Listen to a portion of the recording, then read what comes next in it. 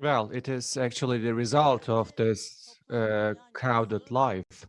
In the 1950s, the total global population was close to 2 billion,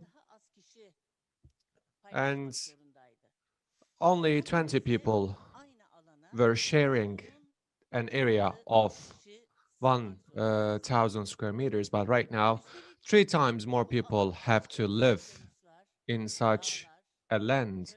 And at the same time, the mountains, the deserts, the polars are also included in this living area, which are in arable land. What does that mean? This means that the fundamental requirements of the 17 people have to be shared by 50 people right now. And this also means that people have to cover their needs from those polar areas, deserts. In 1950s, one loaf of bread was enough for one people, but right now, three people have to share the same loaf of bread. But unfortunately, the world is not just, and people living in this world are trying to get a bigger piece of share from those limited resources. And this also means that logarithmically, the defense expenditures are increasing. And when we take a look to the defense expenditures, we see that after the collapse of the Berlin Wall, apart from the fake, actually peace environment and a fake spring, we see a continuous increase in the defense expenditures. When we take a look to the conflict zones, I'm not sure whether you can see it on my presentation. This yellow parts are showing us the external conflicts, and the black ones are showing us the internal conflicts. We can easily understand what kind of a geography we are living in. So, in a nutshell, Turkey is at the center of this fight for breath, and this heavenly land belongs to us. And unfortunately, we don't have the luxury to shift our lens somewhere else. That's why we have to be strong. Otherwise, this chamber of fire will swallow us as well. As a result, what I'm trying to say that the Turkish people, just like the good boys who are living in the areas and zones which are rid of the conflicts cannot easily embrace the same philosophy. And that's what Turkey is doing right now. And in 1985,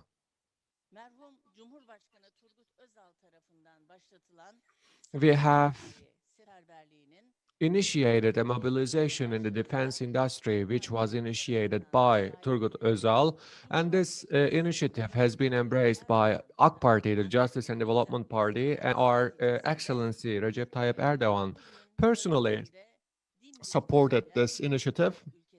And thanks to this initiative, Turkey is one of the countries in its region who can stand on her feet.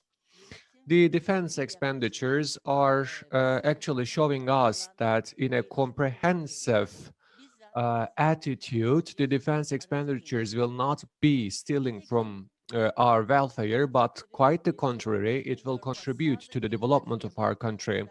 I'm not sure whether you can see the graphics or not, but if you take a closer look to the graphics on the right-hand side, as the Turkey was one of the countries who imported the most the weaponry, right now Turkey actually reduced its imports, and as a result, we are paying less money abroad for weapons. And with our developing defense industry, Turkey has already become one of the top 10 countries in terms of the weapon exports and one of the most developed defense industry owning country.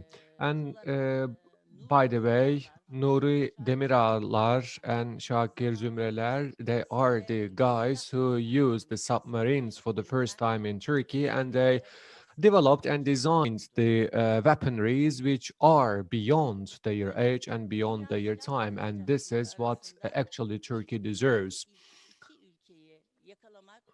And we are aiming to be in top three in terms of the weapon exporters, although it is actually a long-term ambition.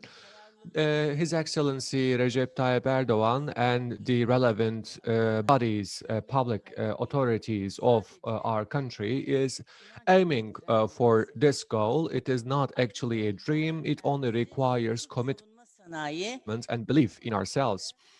And in addition to that, the Turkish defense industry has not accomplished the success with a random two or three export volumes. Right now, the Turkish defense systems are being employed in more than 600 companies. When you take a closer look to the picture and graphic on the right-hand side, you will see that our success story is not limited to a certain region, and our success has already been disseminated to 5 continents. So, in a nutshell, I have to say that this success is not the product of a temporary endeavor, or it is actually a success story by coincidence. It is the masterpiece of the determined Turkish people who work for that goal. In our country, we have 600 defense companies with different sizes who have been operating for the last years. And a couple of them have been actually listed in the top 7 defense companies.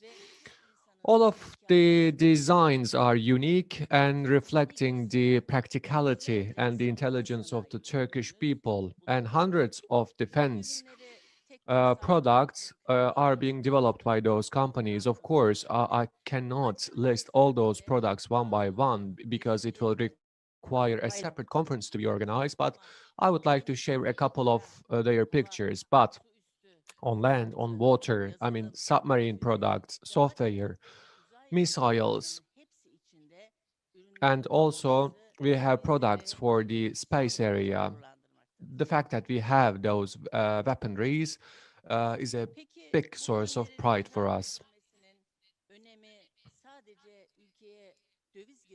Well, export of those products are not bringing in only the foreign exchange. Of course, receiving foreign exchange is really important, but the export of defense systems and defense products mean more. It's just like marriage. I mean, after you choose your partner for life, you actually share the troubles and the happiness without any questions. The marriages and the cooperation in the defense system is just like marriage. So, a country who would like to buy your defense products are also receiving training from your country. The officers, the chief of staff of those countries are coming to Turkey, and they actually see with their naked eye the first impressions for the Turkish people. And at the same time, the officers and the commanders are carrying out the joint drills, which enables both countries to have better relationships. And I also would like to state that as those weapons are maintained in the inventory of those countries for 30 years, the relationship between those countries actually lasts for 30 years. And at the same time, since there is a need for ammunition, this enables Turkey to export continuously. I do call this as the soft power of Turkey because exporting weapons is not creating a one-time foreign exchange inflow to our country, but quite the contrary, it establishes a long-term relationship and partnership. And the Turkish officers can easily convert those businesses to further relationships.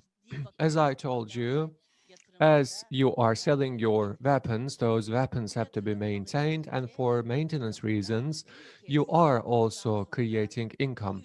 after you are maintaining the products of those countries that you are exporting your products to, they prefer to buy those weapons from you again.